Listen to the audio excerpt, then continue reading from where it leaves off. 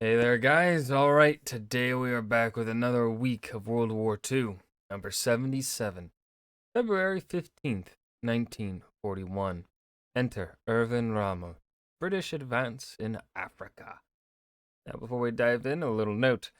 These World War II reactions, they don't do well money-wise, despite their relatively high view count in the first 24 hours as opposed to most other videos that I make.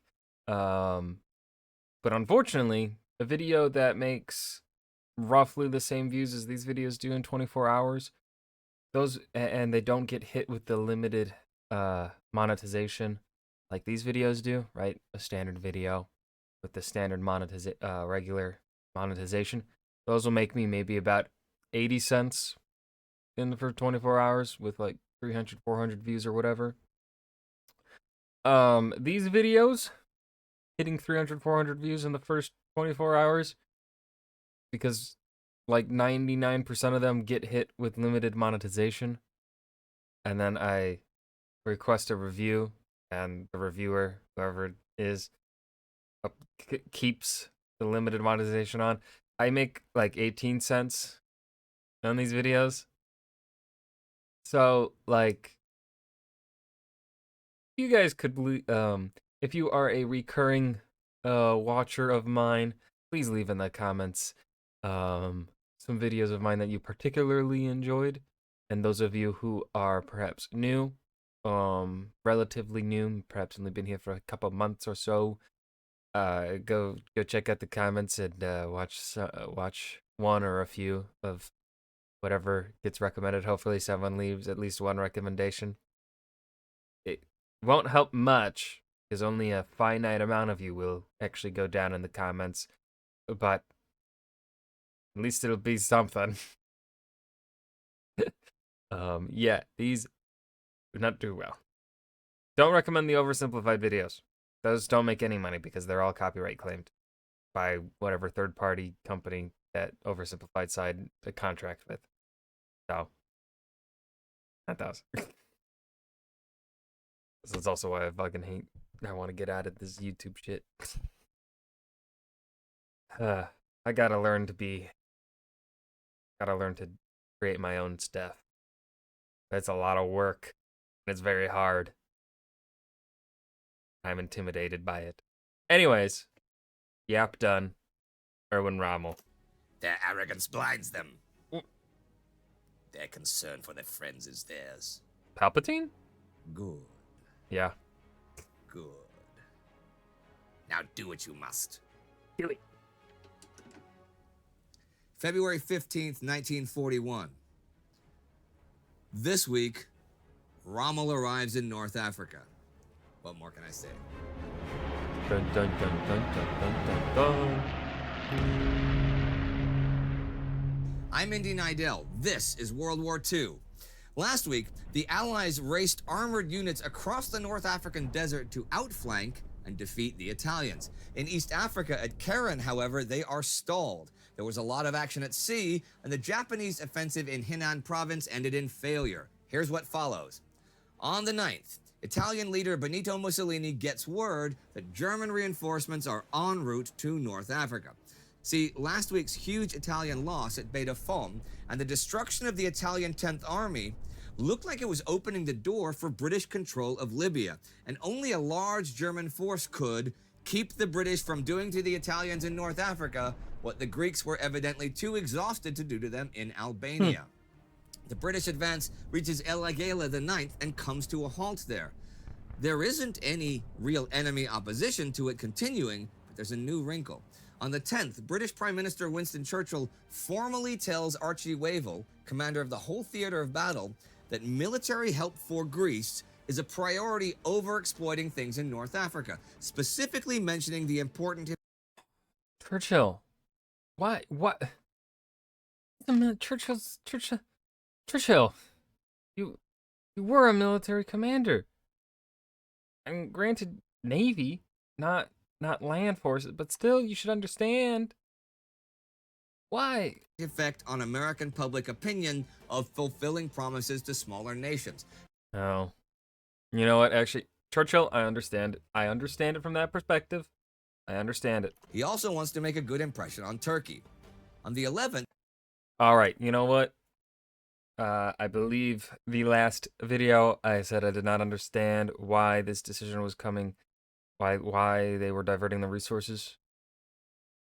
Now it makes sense. Those are actually very good reasons to divert the resources to Greece. I understand. the And I agree Director of with them. Military Intelligence gives the Defense Committee in London the news that German divisions currently in Romania and the 12 more soon arriving pretty much guarantee that Germany is going to secure Greece by war rather than diplomacy. So Wavell's orders are set in stone. Defending an ally takes precedence now over defeating a foe, especially if that ally's defeat brings the enemy closer to Egypt, Palestine, and the Suez Canal. That same day, elements of the German Afrika Korps begin to arrive in Tripoli. The 5th Light Division, the 15th Panzer Division is also on its way. The 12th Field Marshal Erwin Rommel, one of the big stars of the Battle of France last year, Never heard of arrives him. in North Africa. He will lead them. The occupation of El Agheila marks the end of the advances that are Operation Compass. Any threat to Egypt and Suez from the Italians now seems non-existent. So on the 16th, tomorrow, the British government will decide to occupy and hold Cyrenaica with as small a force as possible. Okay, God.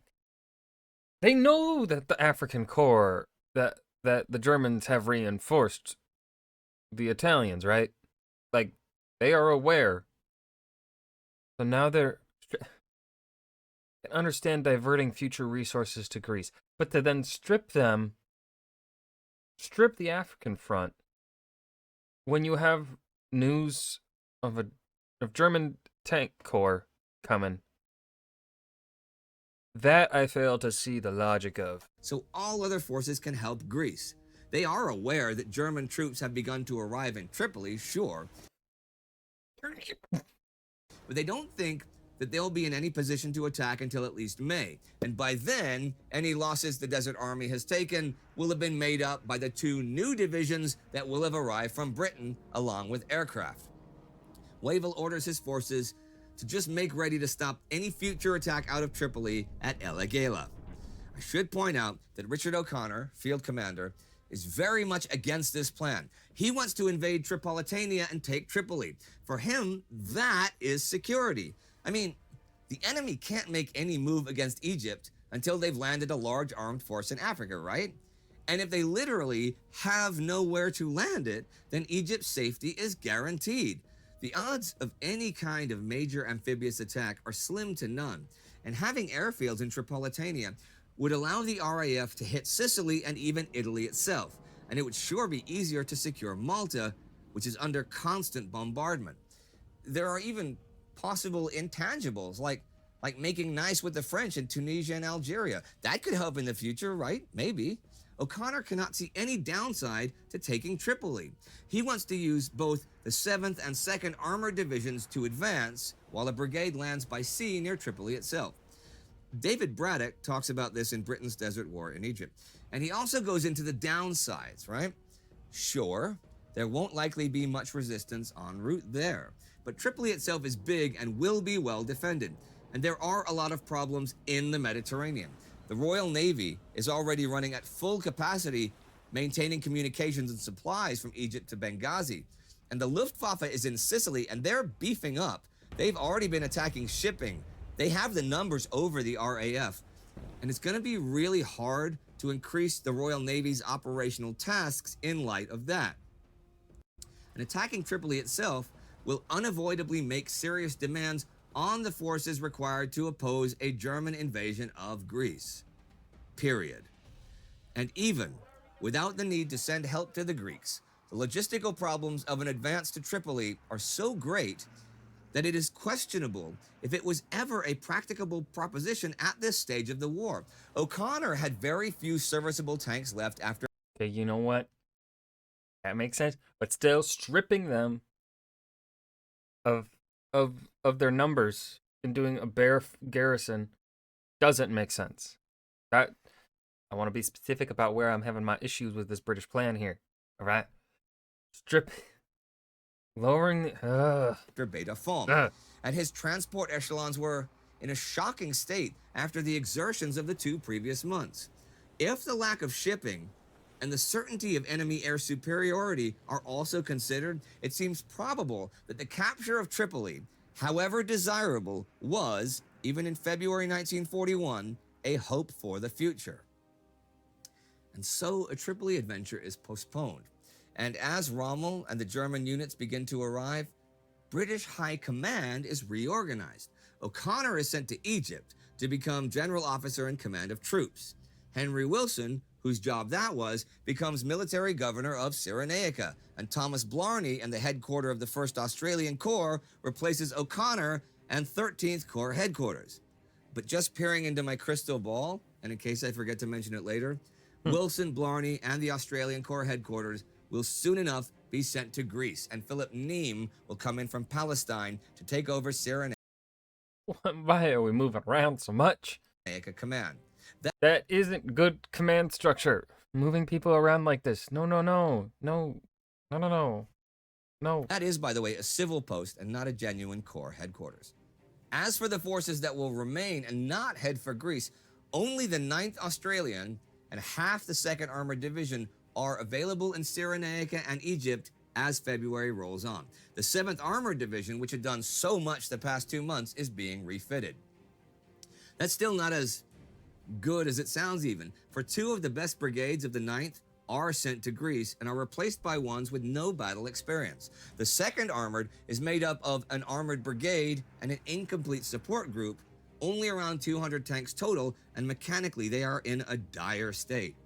This dismal picture was completed by the fact that divisional staffs were also undertrained, understrength, and lacking in battle experience.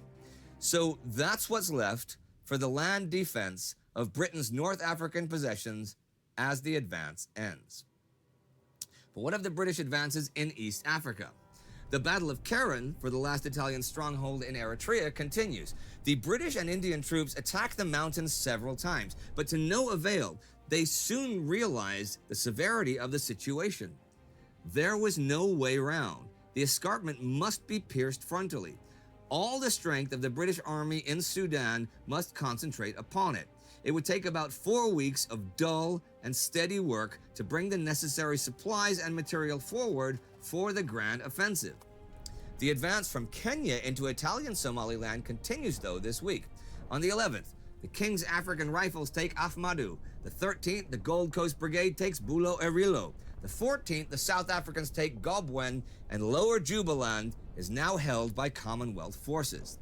Woo. On the 14th, the 22nd East African Brigade of the King's African Rifles takes Kismayu. The advance in general is rapid, but all of this has also symbolic significance. Mussolini had lost the most valuable portions of the territory that had been ceded to Italy as part payment for her services during the Great War. The British are doing a lot this week, all over. On the 10th comes the first ever British paratroop action. They attack the aqueduct that serves Taranto. They do put it out of action, but all 38 of them are captured, escaping to a submarine, and the aqueduct is working again within days. This is Operation Colossus. A day earlier comes an audacious attack. The battleship Malaya and battlecruiser Renown bombard the harbor at Genoa. The carrier Ark Royal takes part, sending planes against Leghorn and La Spezia. 5 ships at Genoa are sunk and 18 more damaged. On the 13th, the carrier Formidable attacks Massawa. Now, it is supposed to go to the Mediterranean, but it cannot pass through the Suez Canal, where German planes have been dropping mines. They need to be cleared first. Actually, the Germans have a success at sea this week on the 9th, using air, surface, and undersea units. Submarine U-37 sights shipping convoy HG-53 and calls in the heavy cruiser Admiral Hippa and bomber support. FW-200 Condors arrive and sink 5 ships. Hipper hits the convoy again the 11th and sinks another ship. On the 12th, he hits convoy SLS-64. Now this is unescorted and loses 9 ships sunk or heavily damaged. And the week comes to an end, and with it Operation Compass. though the Allied troops are still slugging it out in East Africa on two fronts. The bombing of Malta continues unabated. And a successful German military leader, known for his daring and creativity, arrives in North Africa. Well, the situation there is anything but good for the Axis at the moment, even with the British forces stripped bare. So he's really got his work cut out for him. But that does not seem to bother him, though. For a couple of days from now, on the 17th, Erwin Rommel writes to his wife Lucia, Lou, "Everything's splendid with me and mine in this glorious sunshine. I'm getting on very, very well with the Italian command and could not wish for better cooperation." A positive bloke. Now, Rommel was not a member of the Nazi Party, though by all indications he did welcome Hitler's rise to power. If you'd like to see our Between Two Wars episode about Hitler's consolidation of power, click here for that. Oh, I thought they were going to do a video just on Rommel. Time Ghost Army Member of the Week. And that was week 77 of World War II. February 15th, 1941. Enter Erwin Rommel, the British advance in Africa. This was a good week. There were some things to yap about a little bit. But nothing too much things happening. Nothing really. I guess we could really just talk more about Operation Compass. That's really it. And, well, Greece in connection to it. But yeah, I hope you guys enjoyed. Remember to hit that like button and subscribe for more. I'll see you guys in the next video. Peace.